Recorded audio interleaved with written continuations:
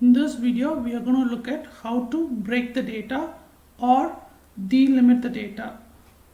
Select the data that needs to be broken or delimited. Go to the data menu and choose text to columns. And you might have to choose the first option, which is delimit. And here we are going to delimit based on the semicolon. And on the second tab, you would see multiple options. Here we are going to choose semicolon because that is the identifier. And the moment you select it, you will see a preview on how the data is going to look like.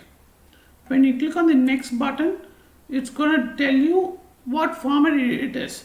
For example, this can be a number format or this could be a data format, wherein we can change it accordingly.